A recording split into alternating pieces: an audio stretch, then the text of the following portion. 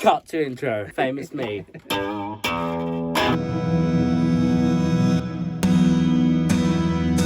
can I disappear?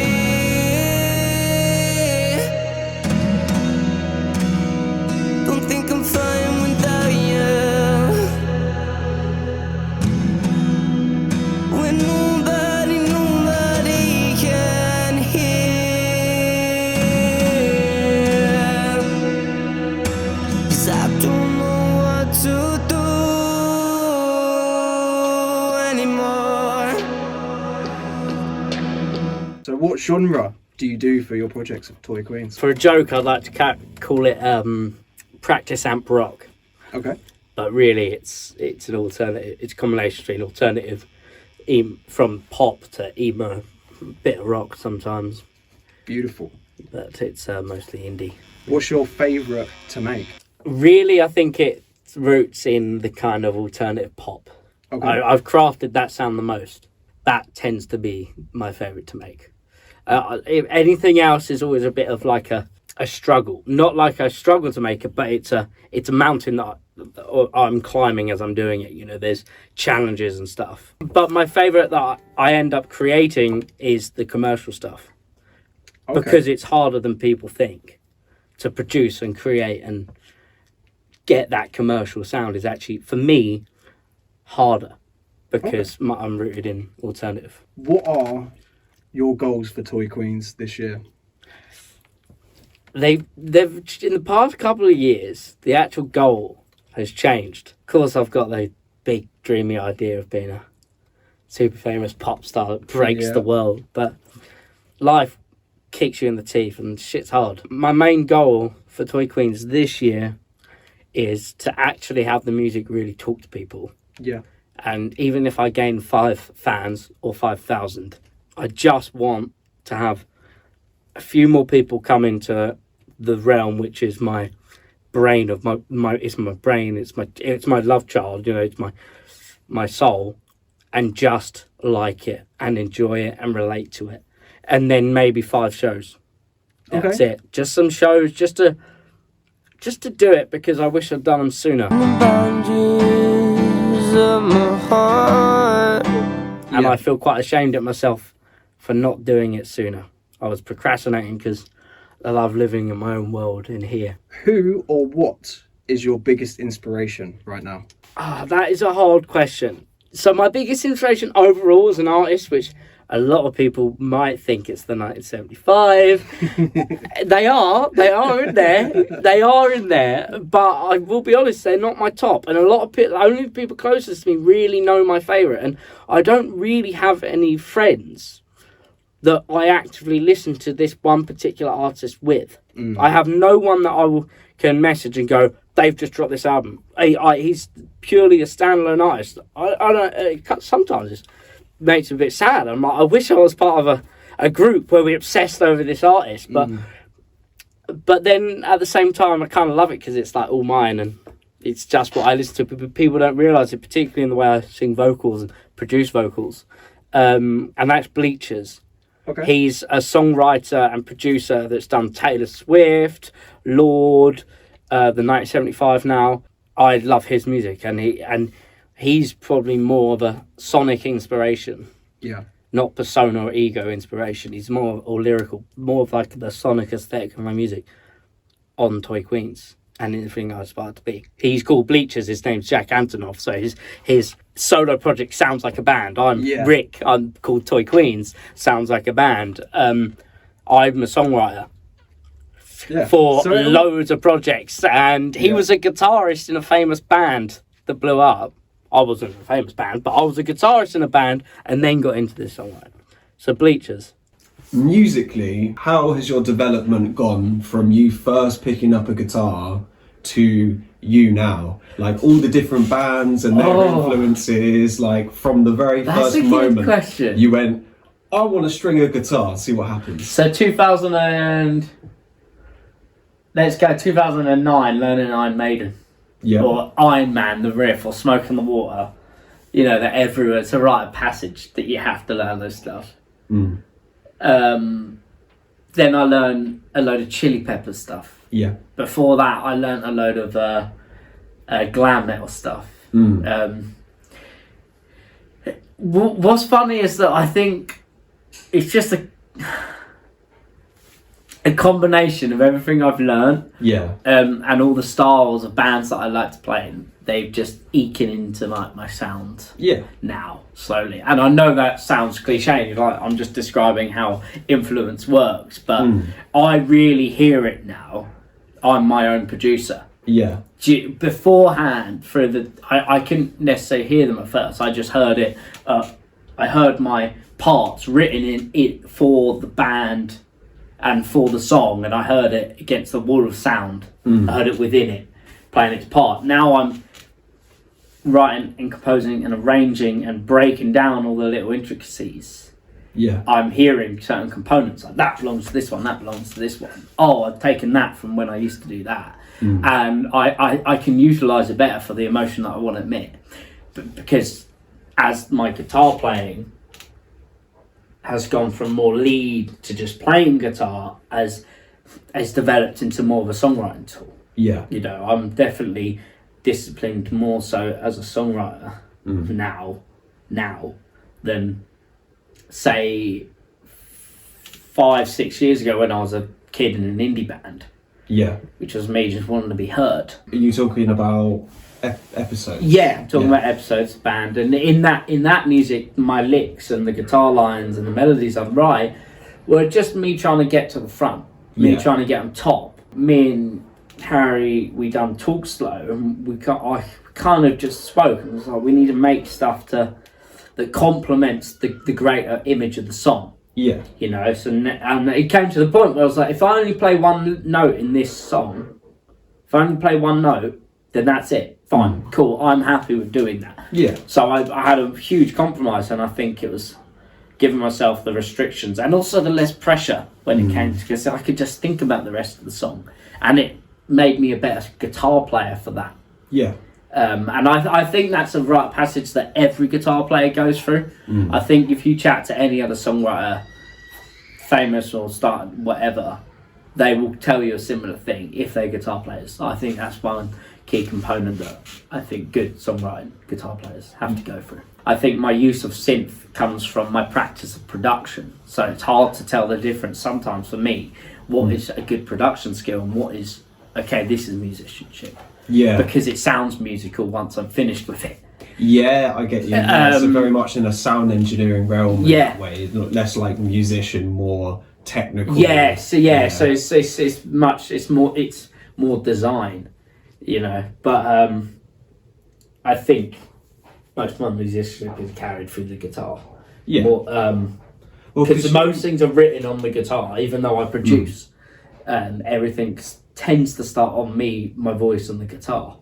Yeah, I've noticed that when we've made beats, you start with, like, especially with the lo-fi stuff, you start with a guitar melody and then build up from there. Like, you can hear it in a bit in Night Owl and Moonlight. There's always a fundamental guitar element to the beat, and then you always build around it. It's funny, really, because I'm in another project, Talk Slow, and that doesn't start with the guitar.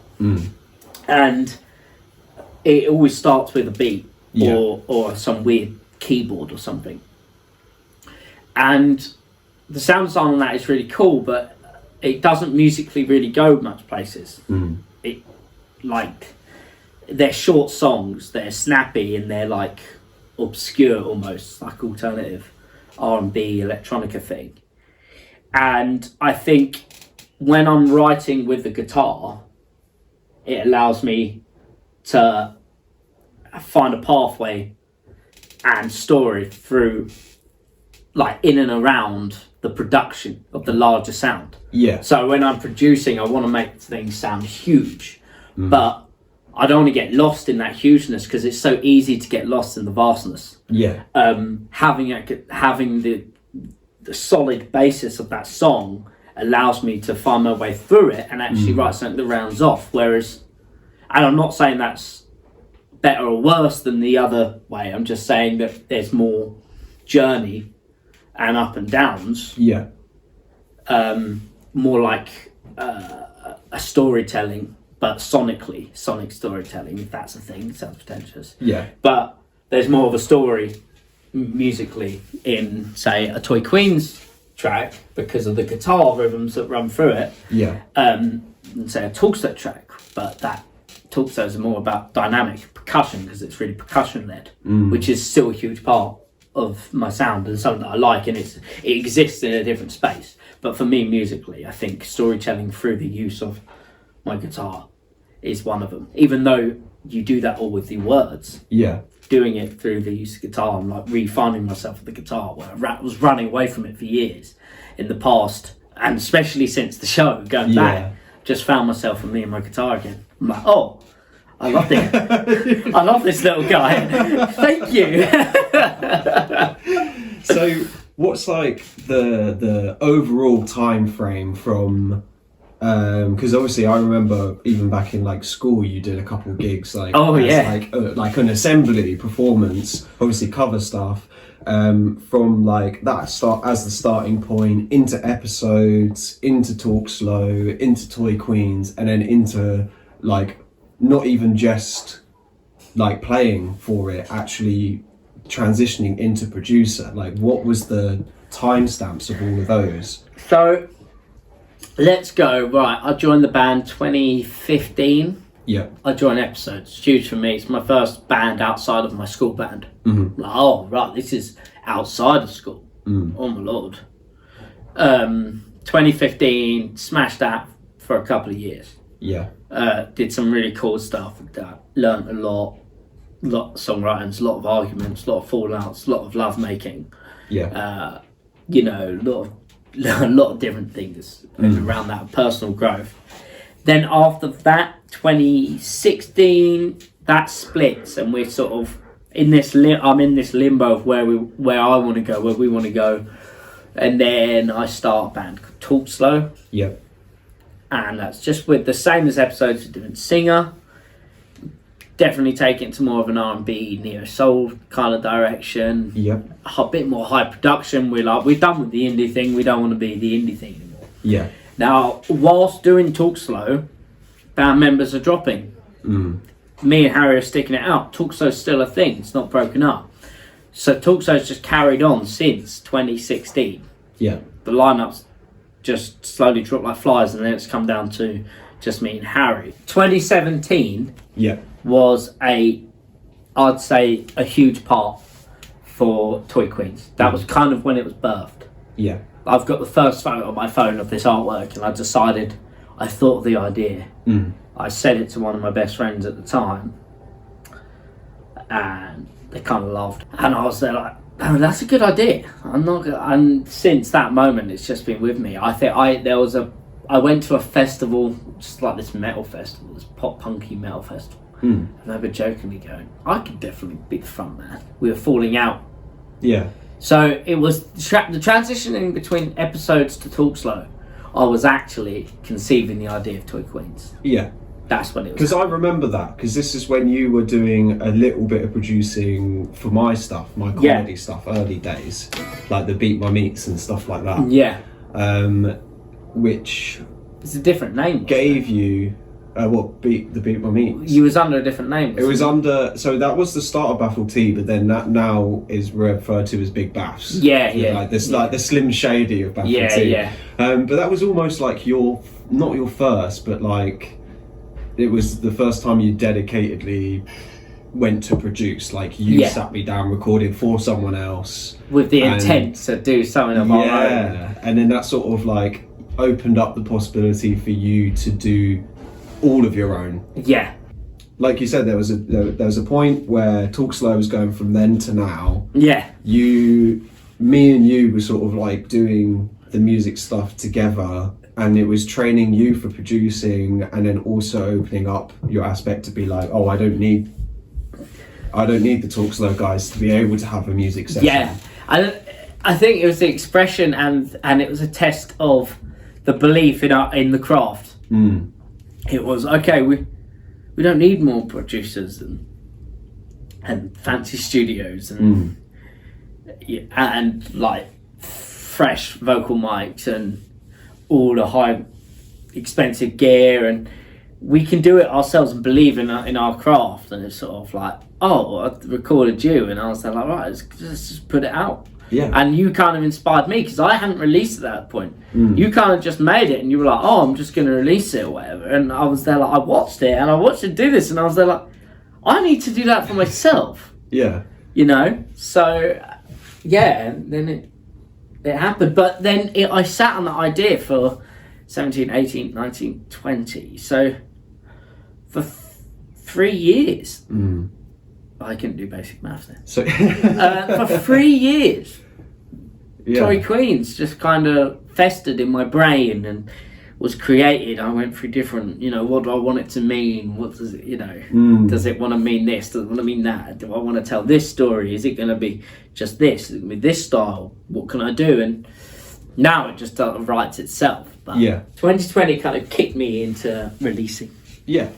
Because I was there like, if the world's going to fall apart, I was expressing a lot, and I needed it to be internally. I was like, I can't just be the guitarist. Yeah.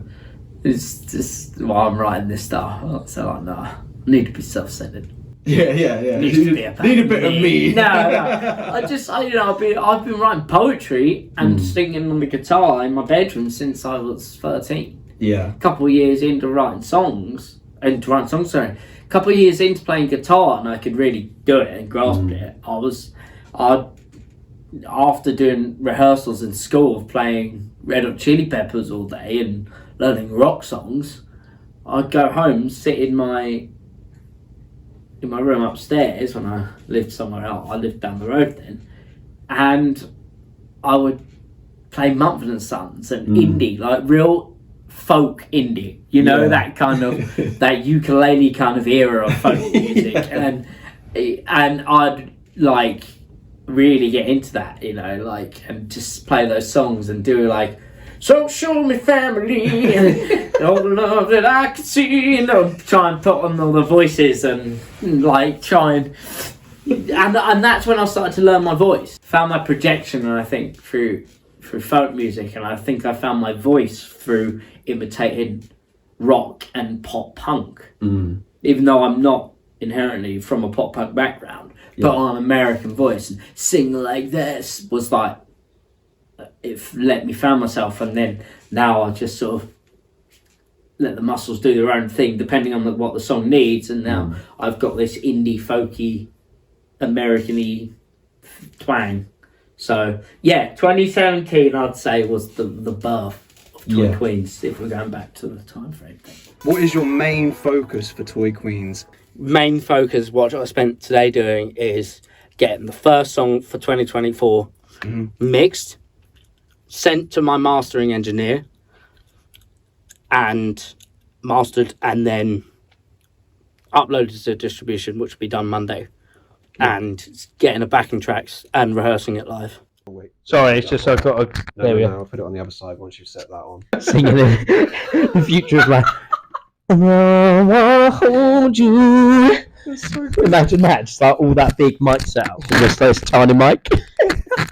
There's two sides to Young Rickle. There's the meme side that I've made him do, and then there's the music side.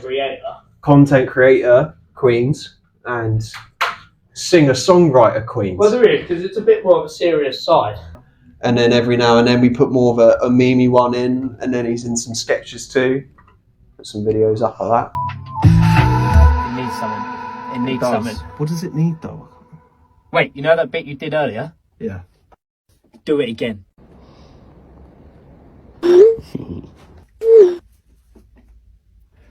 Where is he? What's up, bro? Women are angels. We are angels. And men are beasts. Like you.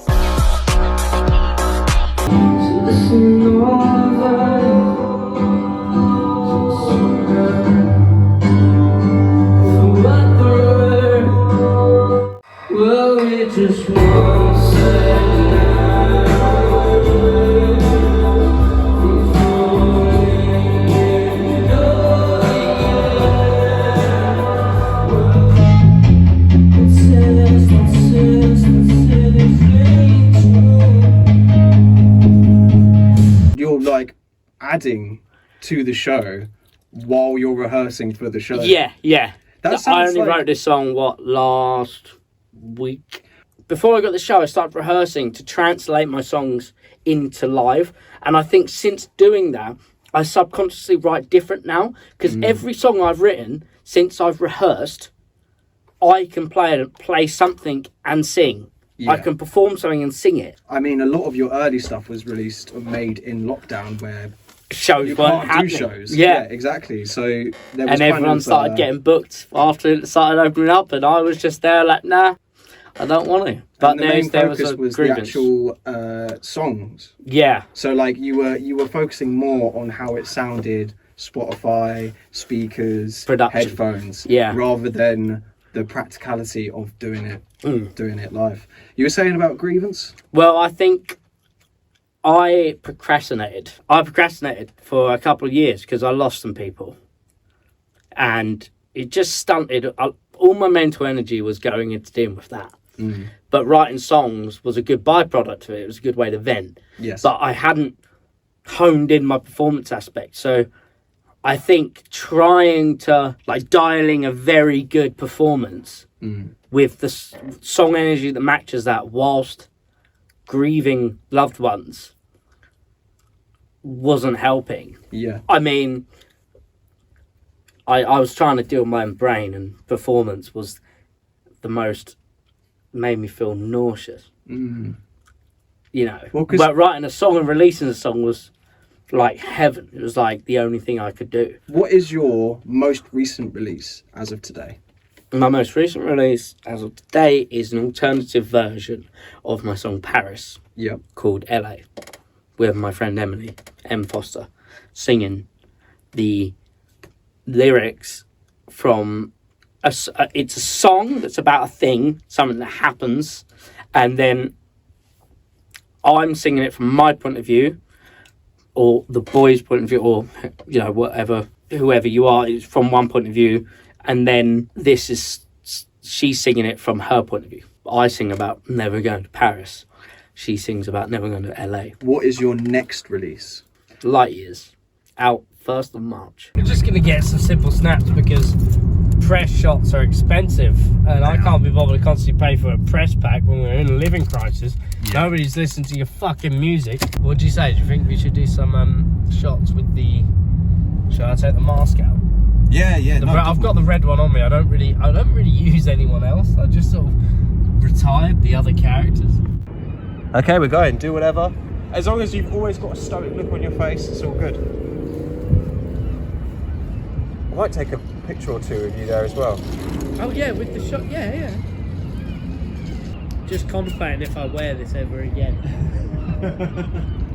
Is it who I'm meant to be? Get one shot of me in it in a minute. Yeah, sweet. Because the video's still going on. Tell me how long. You could put the mask on for the video. As in, like... Yeah, I'll try, but it never turns out that great. Sweet. And now take it off again, sort of like... Step to the side, turn around, step to the other side, and then look back forward to be like, oh.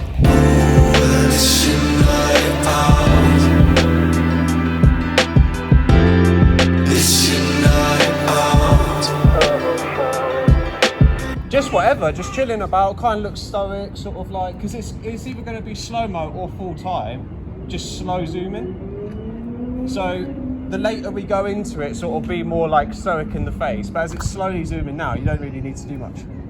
Just waiting for the music career to take off. Exactly, that's how you think of it. Yeah, this is a really clean shot. Maybe start walking towards a little bit. Couple steps and then go back to sort of like blissfully looking round, thinking, wow, look how nice this evening is.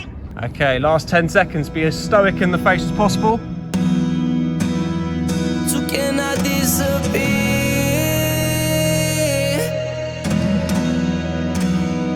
Don't think I'm fine without you. You have one booked. You have a gig currently booked. 7th of March. Can you give some details on that? 7th of March. It's the Mustache Bar. Yeah. It could make or break me. Show could go appalling. It's not. It's going to be fun. Wait online, because I know we're fine. So come and say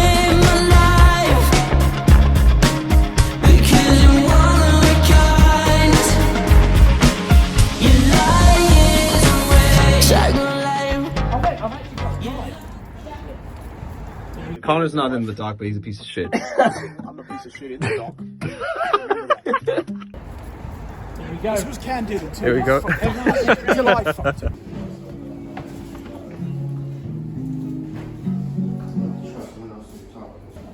I think I might be able to just be the base. That's okay. Both yeah. They're both big yard, aren't they? So you're playing solo? Yeah, it's just me. But you've got to take tracks. So you're solo, but you're playing bass and guitar? Yeah, not simultaneously. Yeah. I'll have a switch. I was going to write it down on the paper when I changed. Okay. I don't know if that was going to be useful to you. Yeah. I can run the bass on a set run if it's easier.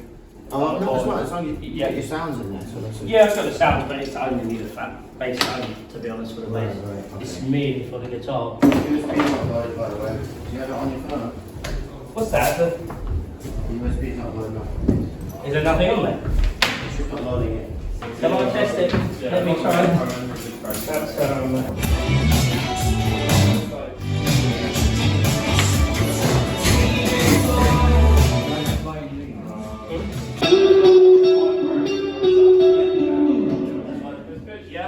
I'll just do like the first half of the song anyway. Just run it through the back beginning.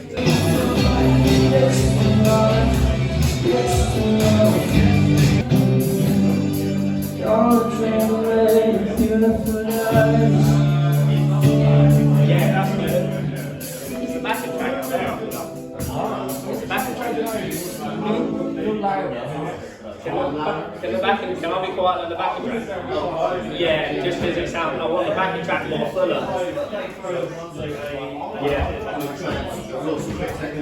Yeah, just a quick second. I've kind of got to sit behind the backing track in a weird way.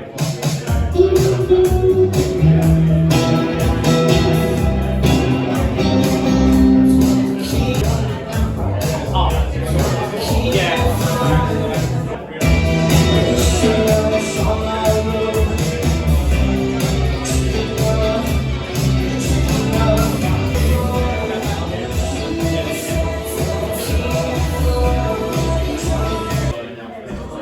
Okay, ready? Yeah, I'm sort of behind the backing track, so I didn't change. Because normally it's a band thing. Tell me if you got the single coming.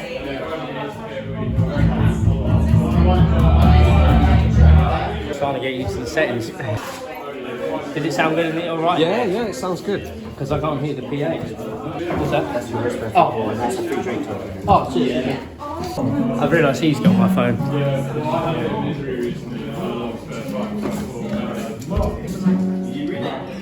I'll just put it in airplane. I mean, I'd rather just go with what we're doing. Is it coded? Who's got it? Who's he borrowing your guitar? Was that his guitar? That's his guitar. He borrowed Lee's. Oh, no, because you were saying his guitar was broken. Does he need to borrow it? ToyQueens first show. Moustache bar. Hello. How are we feeling, Rick? Yeah, good man. Just done Yeah. a little sound check. It was kind of rushed. It was a bit. There's a lot of people on the bill. You got to be respectful about that. But Yeah. someone else I haven't done. How many years? 5 years. Yeah, 2019. True, yeah. September, and that was only guitar. Never done a vocal sound check. Although I did realise that I have to sing. Some people need to sing up front with the mic. Normally they get you to do that. Yeah. But I think when I stood back, the levels were better. I thought. I don't know. What did we think? I thought No, it was okay. But it's a bit of a weird one. Yeah, it's a weird one, but we'll get there. We'll get there. Yeah. Bit shaky at the start, wasn't it? But it will be alright. I can only be alright. Absolutely. I'm zoning out of it. I'm a bit like, what's your questions for me then? how do you feel? Good. I need to eat. Get a bit. Yeah, you do need to eat to be fair. Yeah. Any nerves as a stand-in? Because I mean, you've been here before. Not solo, but you've been here with like full bands before. Yeah, years back when I was like 16. They want to get in the back of your video. They think it's for something proper. Something huge. Not just some guys in their bedroom.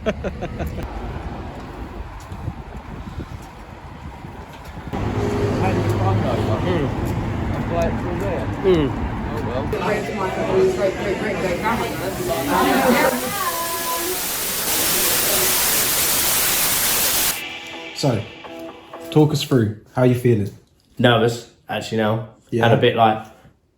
You lost your appetite for your... I lost my appetite. I'm eating this apple, so fine, but... How's that coffee hitting? Coffee's good. Really nice tasting. So what's your actual thoughts right now? I think just everything. Yeah. Because I'm like nervous, and then I'll get away with, it'll be fine. It'll be fine. What, for tomorrow? Mm. You will be fine. You'll be fine. And then I'm like, and if I'm not fine, I've got to, like, in there is moments where I'm not fine. That's the other thing. I've just got to just get over them, because it's an emotion thing. And I remember that the odd days. Sort of basically, if you hit a bum note, play through it.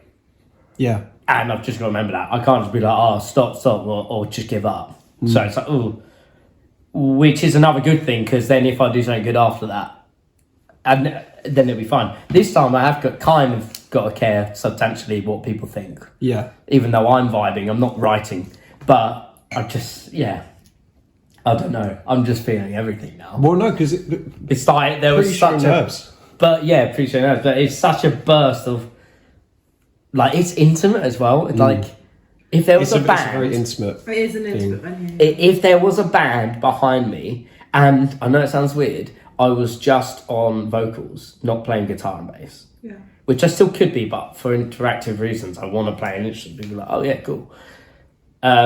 Then I would probably be calmer, just as nervous, but a bit more calmer, because I've got the band to hide behind. Whereas this, I'm like, oh no, it's just me up here.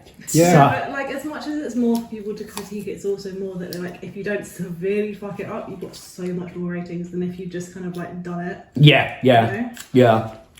And then hopefully adrenaline kicks in and I have a good time. And vibe kicks in, that'll boost my confidence. I know it sounds weird, like, let's be honest, like, with the way the venue's shaped out, it's going to be most of our crew up front anyway. Yeah. So then if I'm getting a bit like, I've just got to look at one of you. Like, sold out. Yeah. Yeah. And it's 120 capacity, so you're fine. Yeah, that's... I googled. Yeah. No, that's good to know. I need to know how much for when I do my... capacity. When I, like, claim it on my PRS or that side stuff.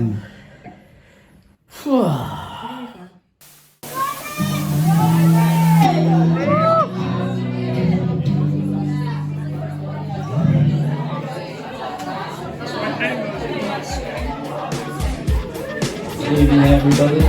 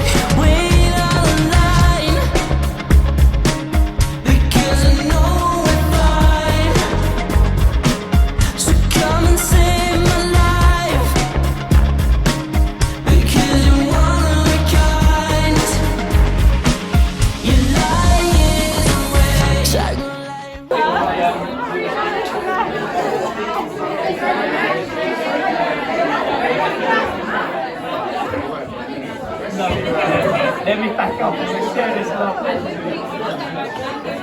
Yeah, I'm just going to run these back to the car. Yeah, I'm going to come with you because I want to hold this. What's that? Because of the... Oh, no. It's fine. Do you want me to come with? No, you're alright. You just go and watch. I'm happy with that. There were bits that weren't perfect, but They were fun to work through. How long is this going to take? Oh, about 10. I got a load of this press stuff to do all day. Is my coffee there? Claire! It is the 31st of March. It is. Couple weeks after the gig, the first gig. A few weeks, yeah. So what are your thoughts post gig? Like, how do you feel like it went? How do you feel like you did? What was the turnout? I think based on the pressures I put on myself to get the gig sorted and finally do it and take the step into the gigging, I think I've done absolutely amazing. I think to do that on your own for any artist it's quite a feat, to accomplish. But it took me a while, and once I was up there, it was like it all came back to me. Yeah, familiarity. I was asking, different people their point of view, which was really messing with my perception of how it felt for a while. Actually, like, certain close people that are part of the team and care highly. But we've lost power. Damn it. I think I was asking so many people. I was getting quite a lot of different perceptions, and I asked someone close that's part of the kind of team, and kind of the wrong person to ask because he was kind of being too critical and technical about it, and I was really getting into it. And then a small detail, I asked my drummer, who wasn't drumming for me for the show, my best mate Harry. I asked him, and he just said it looked like you got straight into it after like the first few minutes, and you were really enjoying it. And to be honest, I did. And then I'd done it all those years ago. I'd done a gig. I used to gig all the time. I used to gig all the time. And the familiarity, it all came back to me. Yeah. And it was like, I'm safe up here. Yeah. This is where I want to do it. But it was new because it was just me and a guitar. And I've never done that before. Beforehand, it was always I was hiding behind the guitar, but I had the whole band, so I was hiding amongst this gang and this group performance, and so it was a huge deal for me. But yeah, I think I accomplished a great feat, even though it's small by the music industry standards. By my standards, it was the biggest thing. Of course, it's very different to go up there alone versus going up there, like you say, with 3 other people, and one of those other 3 people is like the front man of it, and one being the singer. So they usually bring in the attention, like everyone pay attention to me, and then sort of people dart their attention to everyone else. Yeah. Whereas with that, it's just you. It's just so me. You've taken that shine to be like, look, right, I'm the one up here now. It's just me. Everyone look, and it's like just that little bit extra. Yeah, it was pressure. It was a lot of pressure, and I hadn't gigged and worked out in probably like 5 years before that. I think I previously stated. I think about 5. 2019 was my last gig. I mean, even that wasn't a perfect show, and I left thinking, I need to perfect it. But I want the band now. That's that. I don't want to do any more solo shows. If they come up and say no, I don't want it. Yeah. I want the band. I want this big, larger than life sound. And I want to do it properly. I don't want to have to rely on just backing tracks and me. Even though I can, but I'm not going to. So you can do it. It's like, say if you really just need a show and you can't get a band together for a show, you can always resort to that. It's like a safety. You want that buffer. Yeah, it's like a safety buffer. If I need to get a show in, then I'll come along and do it. And to be fair, I surprised myself by being able to play a lot of guitar and sing more than I thought I could. So I learned a lot about my own skill set in the process of doing this show. Yeah. So like now when I go on, I'm not going to do bass live now because I realise how much I can do on the guitar. Because previously I played bass and sung for most of the set because I thought I couldn't do as much on the guitar. Yeah. And I may have mentioned, but it changed. I mentioned it previously, but it's changed the way I write as well. So I think I'm subconsciously writing. Now I'm playing and rehearsing, and definitely now I've done a gig, I'm writing. Like, can I play? If I'm, when I'm writing, I'm thinking, can I do this live? Or what can I play live? And most of the times that's the guitar that I write all the songs on. So a lot of the times I can sing and play guitar. It's kind of like a unhealthy bit of restriction I put on myself. Yeah. I didn't need to for years. Just sort of like, I definitely can't do that. Yeah. And I should have just said I could have. Like the first time I think it was Nicole, I done my track Nicole, and I'm so, I can hear myself. And I was like, oh God, no, that's going to happen. And I had to think about it. But I had to get into it and I had to psych myself up. You were just like, bam, straight in. What is your favourite track of all time? Okay, I've got an art. Is this overall that's released? Like if you went on my public catalogue? Yeah. Yeah? Everything up to LA. Yeah, okay. Wine. Is there any reason for that? I think it's because my mum, when I showed her, she listened to her headphones and was like, whoa, these are really good. Well, it's the first time I listened to decent £300 headphones. Yeah. She was like, fuck. And then it was when she went, oh, Rick, who's the girl singing? Me. and I something about that moment that just kind of solidified my love for that track. And also because it was the real first time I'd ever mixed something so professional. Can I say I have a second? Can I give a second track? Give a list of top 3 if you like. Can I do top 3? Let's do top 3. Wine. Yeah. Top 1. And then it's Moments. And I lost all my drum sounds to that.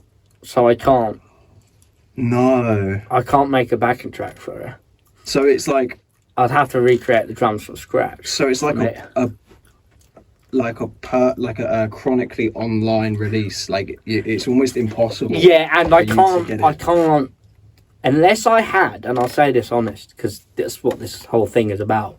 Unless I had like a very good auto-tune unit setup that I trusted, I'm not going to risk singing it live because I can't sing it live. So because I lost the drum sounds, I've got everything else.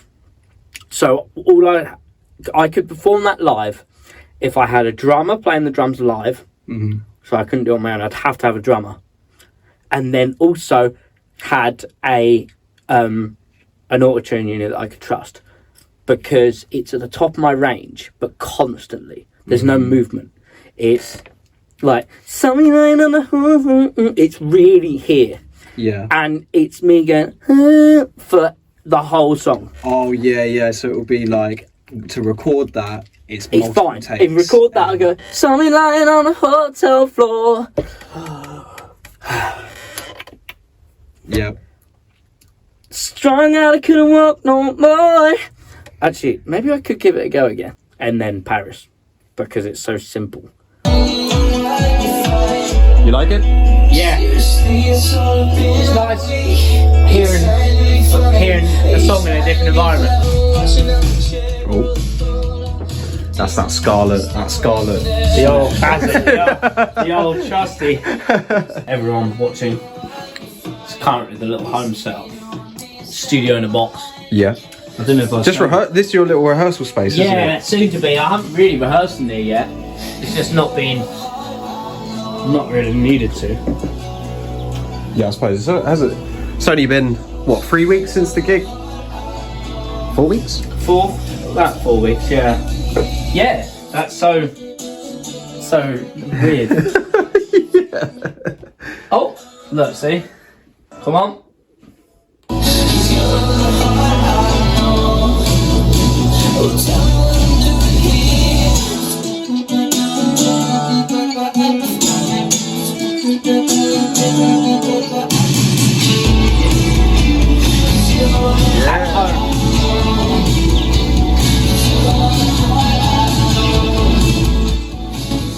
The plan is, I'm thinking they're going to paint it all white. Yeah. Going to get some sound acoustic treatment, like there, so that's good.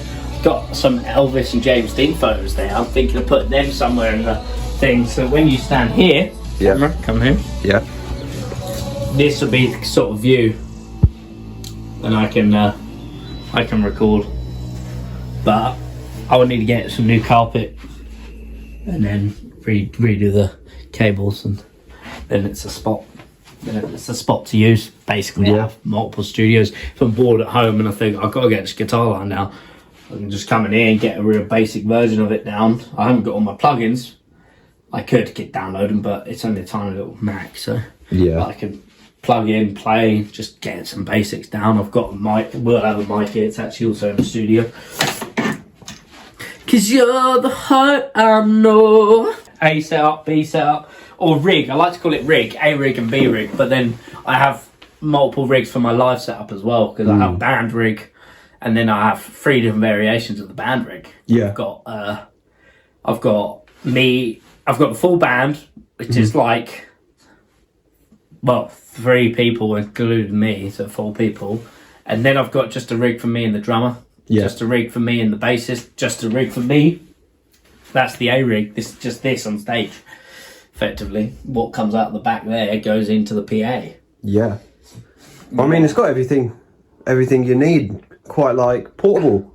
Literally. Lovely. Fantastic. You've seen it in the previous videos, but it's just funny seeing it in a home environment. It doesn't look very studio-y, but it can pretty much do what the studio does. There's just more fancy toys in the studio. What's your favourite bit of equipment? Now, this could be the one you like using the most, the one you were most excited to buy, the one that made the biggest impact on production. So I'm going to exclude the whole computer system itself, because that's too easy, because that is...